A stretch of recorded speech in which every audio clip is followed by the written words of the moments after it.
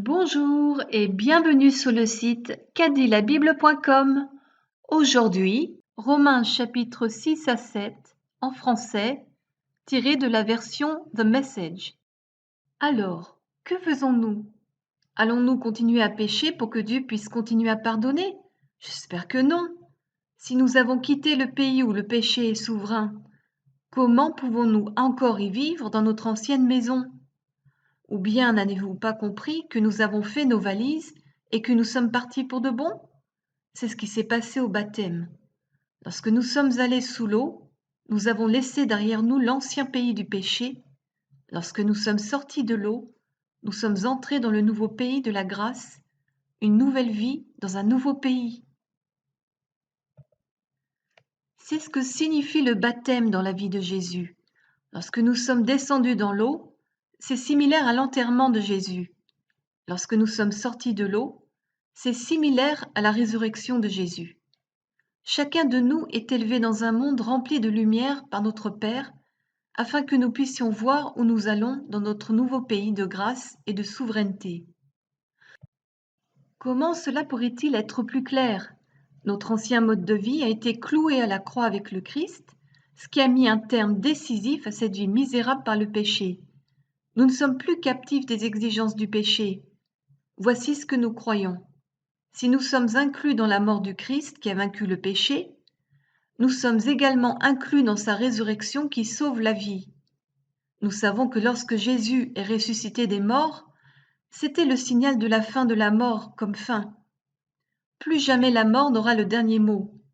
Lorsque Jésus est mort, il a emporté le péché avec lui, mais en vivant, il a fait descendre Dieu jusqu'à nous.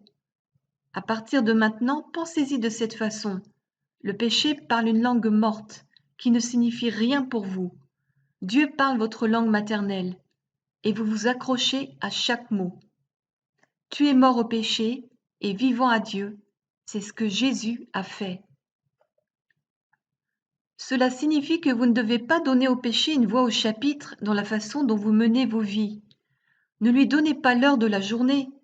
Ne faites même pas de petites échappées qui sont liées à cette ancienne façon de vivre.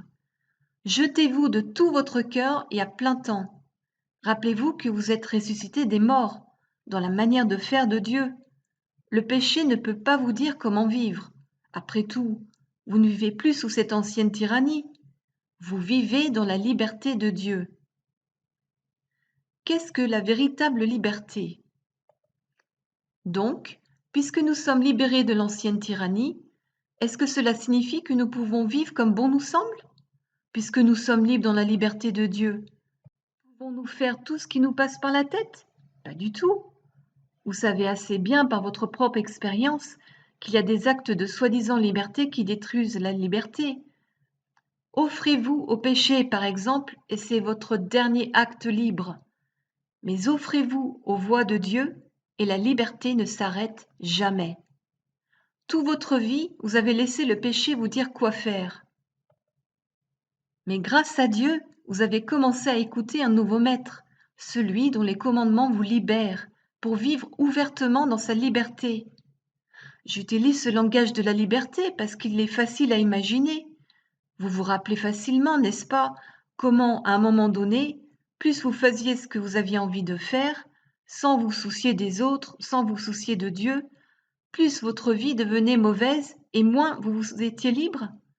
Et combien la situation est-elle différente maintenant que vous vivez dans la liberté de Dieu, que vos vies sont guéries et se développent dans la sainteté? Tant que vous faisiez ce que vous aviez envie de faire sans tenir compte de Dieu, vous n'aviez pas à vous soucier de penser avec justesse, de vivre juste ou de quoi que ce soit de juste, d'ailleurs. Mais appelez-vous cela une vie libre? Qu'en avez-vous retiré? Rien dont tu puisses être fier maintenant. Où cela vous a-t-il mené? À une impasse. Mais maintenant que vous avez découvert que vous n'avez pas à écouter le péché vous dire quoi faire, et que vous avez découvert le plaisir d'écouter Dieu vous parler, quelle surprise! Une vie entière, guérie, remise en ordre dès maintenant, avec de plus en plus de vie en perspective. Travaillez dur pour le péché toute votre vie et votre pension est la mort.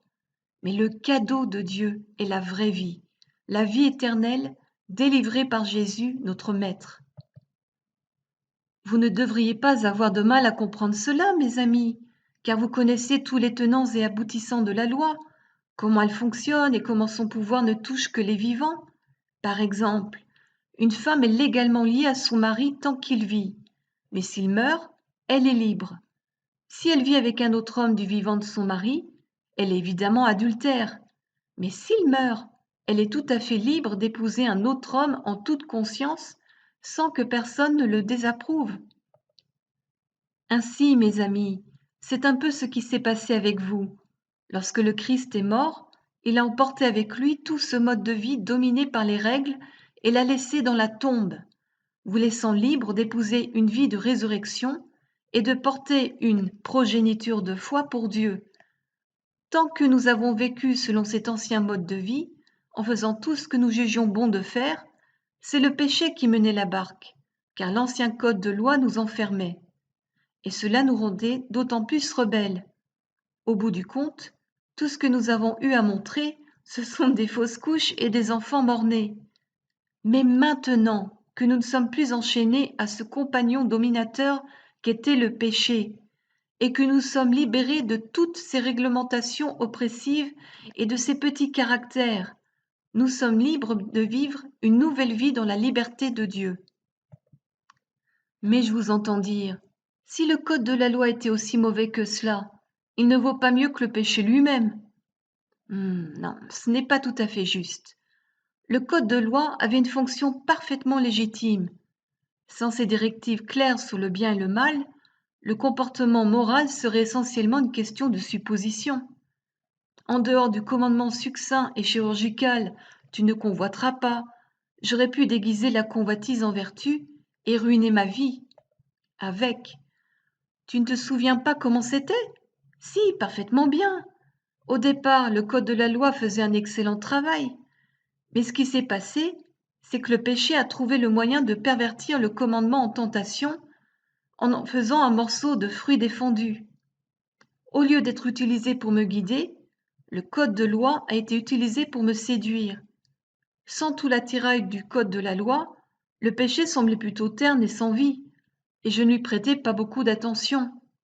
Mais une fois que le péché a mis la main sur le code de la loi et séparé de tous ses atours, j'étais trompée et je suis tombée dans le panneau. Le commandement même qui était censé me guider dans la vie était habilement utilisé pour me faire trébucher et me faire tomber à la renverse. Le péché était donc bien vivant, et moi j'étais mort comme une pierre. Mais le code de loi lui-même est le bon sens de Dieu, et chaque commandement est un conseil saint et sacré. Je peux déjà entendre votre prochaine question. Cela signifie-t-il que je ne peux même pas faire confiance à ce qui est bon, c'est-à-dire la loi? Le bien est-il aussi dangereux que le mal? Encore non. Le péché a simplement fait ce que le péché est si célèbre de faire, utiliser le bien comme couverture pour me tenter de faire ce qui finirait par me détruire. En se cachant dans le commandement de Dieu, le péché a fait beaucoup plus de mal que ce qu'il aurait pu accomplir par lui-même. Je peux anticiper la réponse qui va venir. Je sais que tous les commandements de Dieu sont spirituels, mais je ne le suis pas. N'est-ce pas aussi votre expérience? Oui, je suis fière de moi après tout. J'ai passé beaucoup de temps dans la prison du péché. Ce que je ne comprends pas à mon sujet, c'est que je décide d'une façon, mais qu'ensuite j'agis d'une autre façon, en faisant des choses que je méprise absolument. Donc si on ne peut pas me faire confiance pour déterminer ce qui est le mieux pour moi et le faire, il devient évident que le commandement de Dieu est nécessaire. Mais j'ai besoin de quelque chose de plus, car si je connais la loi mais que je n'arrive pas à la respecter, et si la puissance du péché en moi ne cesse de saboter mes meilleures intentions, il est évident que j'ai besoin d'aide. Je me rends compte que je n'ai pas ce qu'il faut. J'ai le vouloir, mais je n'ai pas le faire. Je décide de faire le bien, mais je ne le fais pas vraiment. Je décide de ne pas faire le mal, mais je le fais quand même. Mes décisions, telles qu'elles sont, se traduisent par des actions. Quelque chose ne tourne pas rond au fond de moi et prend le dessus à chaque fois. Cela se produit si régulièrement que c'est prévisible. Dès que je décide de faire le bien, le péché est là pour me faire trébucher. Je me réjouis vraiment des commandements de Dieu, mais il est évident que tout mon être ne se joint pas à ce plaisir. Des parties de moi se rebellent secrètement, et au moment où je m'y attends le moins, elles prennent le dessus. J'ai tout essayé et rien ne m'aide. Je suis au bout du rouleau. N'y a-t-il personne qui puisse faire quelque chose pour moi? N'est-ce pas là la vraie question? La réponse, grâce à Dieu, est que Jésus-Christ le peut et le fait. Il a agi pour remettre les choses en ordre dans cette vie de contradiction où je veux servir Dieu de tout mon cœur et de tout mon esprit, mais où je suis tirée par l'influence du péché pour faire quelque chose de totalement différent.